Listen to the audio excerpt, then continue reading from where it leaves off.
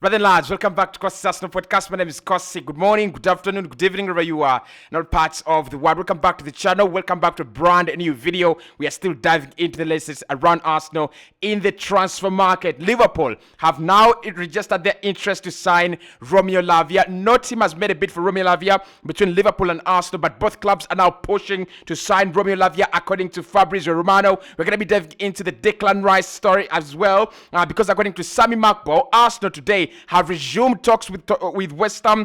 We are locked in talks to get that deal done as well. And of course, I'll be giving you the latest around the Jurrien Timber as per sources from the Netherlands and the Evening Standard from SR Collins. Hit the like button, subscribe to the podcast as well. It's going to be another massive week for Arsenal in the transfer window.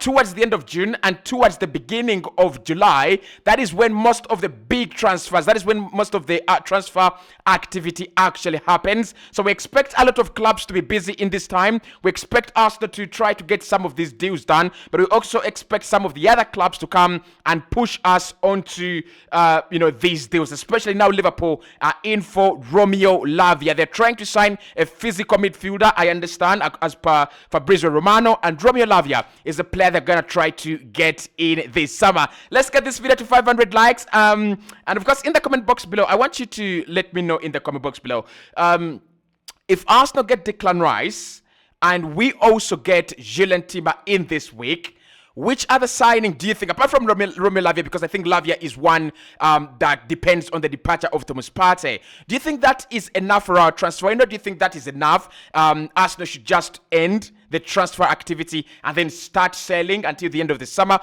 Which other names and which other positions do you think Arsenal need to look at after Rice, Timber and Kai Havertz? Which other positions should we be looking at to strengthen in the summer? Right, so let's get into it. Let's start off with that big story from Sammy Makbo, confirming that today Arsenal are back in talks. Over the weekend, of course, there was a little bit of a rest, but now the talks are back with West Ham, and he says Arsenal are locked in talks with West Ham over a move for their number one target, transfer target, Declan Rice. The Gunners have already had two offers rejected by West Ham. Their third offer will be closer to 100 million. The Hammers are looking for, and it says pertinently Rice is keen to join Arsenal as well, right? So that it says that the talks are back on. I think since last Friday, since Manchester City were introduced in the race, Arsenal are always going to be around this question. We are always going to be keeping a very, very close eye and a very open ear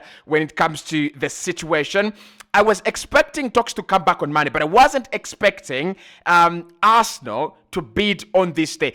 And I still don't expect Arsenal to go in with a third bid today. I think it will take some time. We will structure this bid for enough time. We will give it enough time. We will give it the due diligence that it deserves.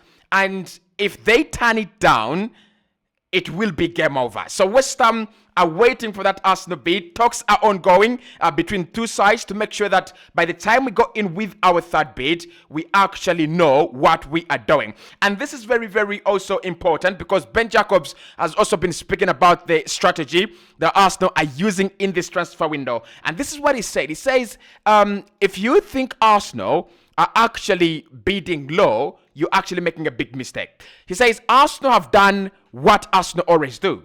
They have made multiple bids. I can't think of many big transfers where Arsenal have had a first bid accepted. He said you have to understand that that it's not because Arsenal never get a first bid accepted. It's because the first bid is almost indicative of interest. And he says you have to respect that strategy. Fans don't understand their own club strategy, and they are surprised when the first bid is absolutely very, very low. So, Ben Jacobs there talking to Terry says that at the moment, you've got to understand and respect and appreciate the Arsenal strategy, especially the one that we're using with these big signings and the one we are employing on Declan Rice and the deal. Arsenal have never had a first bid accepted, and that's not because it is naturally like that, but Arsenal's first bids are always indicative and they mean nothing when it comes to when it comes to whether Arsenal will or will not sign the player. I kind of want to agree, but I will also agree to some point. Why I will agree with Ben Jacobs there is, look, I don't think it is very healthy for you to look at a player unless you're going to sign him, by triggering a release clause. If a player is 100 million, it is not very, very wise of you to go in with like 100 million straight. Like, I mean, all the other players in the transfer market will look at you as a very, very easy team to rip off in the transfer market. So I think the strategy is all right, in my opinion. The strategy is okay. Where the strategy is not okay is when you have had 6 months of negotiation with Declan Rice, with West Ham, and you eventually decide that you will go in with an offer that will be termed and looked at as embarrassing. That is where I disagree with Ben Jacobs. I agree with Arsenal's strategy. You can do whatever you want to do in terms of your strategy. You can lowball, like lowballing is our is our strategy. No problem with that. But I think whether you are lowballing or not, you've got to stay within the respective parameters of the negotiation. You just can't go, if a player is valued at 100 million, you can't go and bid 30. Like, that is not respectful.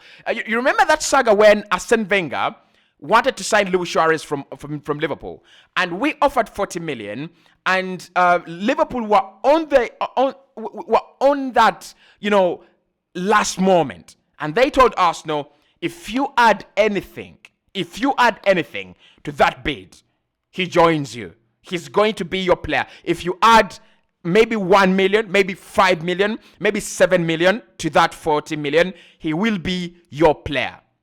Arsenal added £1, not 1 million pound, not 1,000 pounds, but £1, 40 million and £1 to the deal to sign Luis Suarez from Liverpool.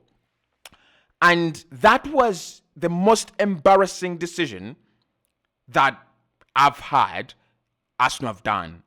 So that was outright disrespect to Liverpool and to the negotiation process and whoever was involved in the negotiations. So for me, if you're going to lowball, keep it respectful. I don't have a problem with that, right? I really, really don't. So Arsenal look back in talks, and that one is the deal we will be keeping our eyes on, definitely. Right, let's talk about Liverpool and Romeo Lavia and why I think this is going to be absolute trouble for Arsenal. Now, I've been very, very keen and interested to see what is going to happen with Romeo Lavia. I know Arsenal are interested. I know Chelsea offered over 50 million last August, which was turned down outrightly, very, very clearly by Southampton. It was the right decision for them to do. And Man United are interested. Liverpool were also reportedly interested. But none of those clubs had come into write a statement, send a statement to Southampton that we want your player and therefore we will try to sign him. Now, Liverpool today have consolidated their interest in signing Romeo Lavia. According to Fabrizio Romano, he says unless he understands that Liverpool have asked for conditions to sign Romeo Lavia, and he says that they are in the race now as concrete as possible. Arsenal working on this deal for 15 days, since 15 days ago, and it says no official bid from both clubs yet. Man United, Chelsea monitoring the situation, but not active in talks yet, as per Fabrizio Romano. Could Liverpool hijack this deal? Could Liverpool hijack Romeo Lavia to Arsenal? Could he be going to the Anfield instead of the Emirates Stadium? And could he be on the other side of red as we play them next season? That is the big question. Now, I think with the Romeo Lavia situation, this is what I'm going to say. He has more chances of signing for Arsenal than signing for Liverpool because of his agent and the relationship between Mikel Arteta, Emeka the agent, and probably the Champions League status, and the fact that, I mean, we just love a young player. We just treat a young player right.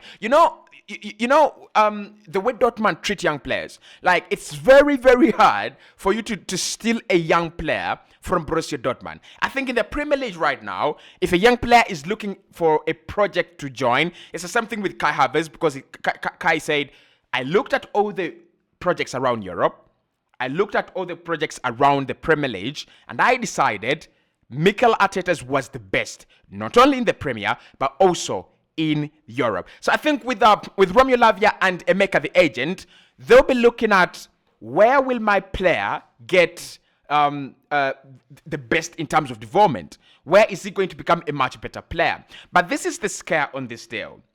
Liverpool do not have a defensive midfielder. And Romeo Lavia would love next season to light it up in the Premier League as a starter for a bigger club. I don't think at this point in time he will be desperate to play in the UEFA Champions League. And I don't think he deserves to be playing in the UEFA Champions League. I don't think he's earned the right to play on the big stage in the premium competition yet. Right? Just yet. Okay. And if Arsenal get Declan Rice, Havertz is already in. Odegaard is untouchable. Yes, we will have lost Partey and we will have lost Xhaka,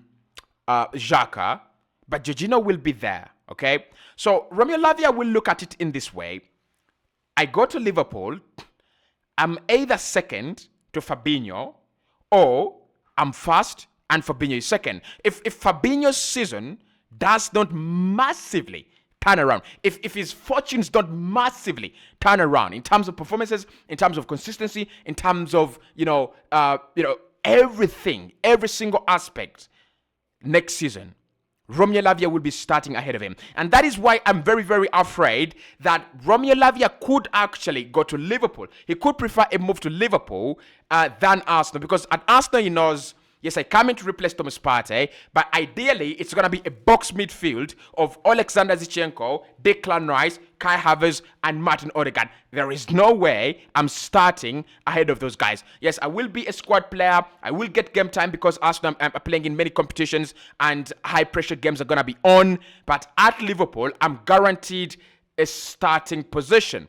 Right, that's what Liverpool can offer. They can offer him some of the playing alongside some of the best talents in McAllister, Trent Alexander-Arnold, and Thiago Alcantara. They can also offer him playing with one of the best managers in the world, in Jurgen Klopp, top 5 manager in the world. They can also offer him the history of Liverpool. They can also offer him the recent success. Right? Because I think many people still feel Liverpool have more guaranteed chances of finishing second or third next season than Arsenal. I personally disagree. I think Liverpool will crawl slowly back into action, but it will take them some effort and some time. And I think they will be at the same level as Arsenal next campaign. They will accumulate over 80 points. I reckon that. Arsenal will accumulate over 80 points as well. I reckon that too.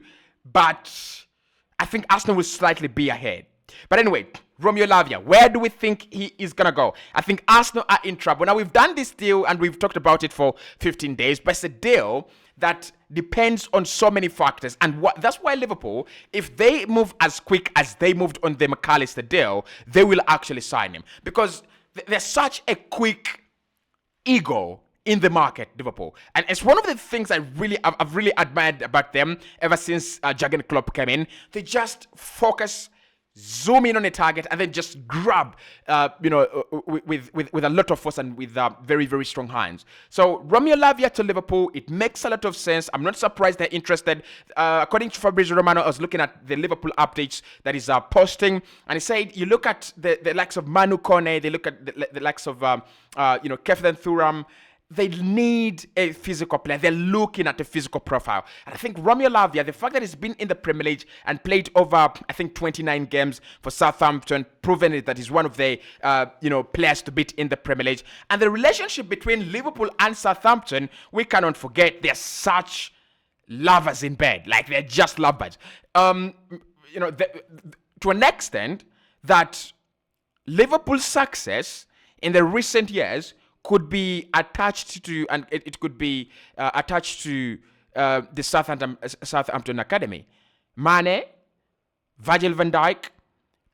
Did they sign Ricky Lambert from there? I don't know if Ricky Lambert was a success. Liverpool fans could actually tell us the horror show of Ricky Lambert, but I think Ricky Lambert as well is a player that you've got to think about. I think they got Lallana from Swansea. I don't think they got Lallana from Southampton. Which other players have they got from Southampton? But they've really made some good deals with Southampton, and that could also pave a way for them to get Romeo Lavia. Now, lastly, according to sources from the Netherlands and SR Collins from the Evening Standard, Arsenal are closing in, and you can consider this, according to them, we can consider this a done deal for Jurrien Timber. They're saying Arsenal and Ajax do have an agreement on the price, and the player also has an agreement on everything to get him at the Emirates Stadium. It is going to be up to Arsenal because they have already sent actually up to Ajax because Arsenal have already sent in their second bid, and we're still waiting for that.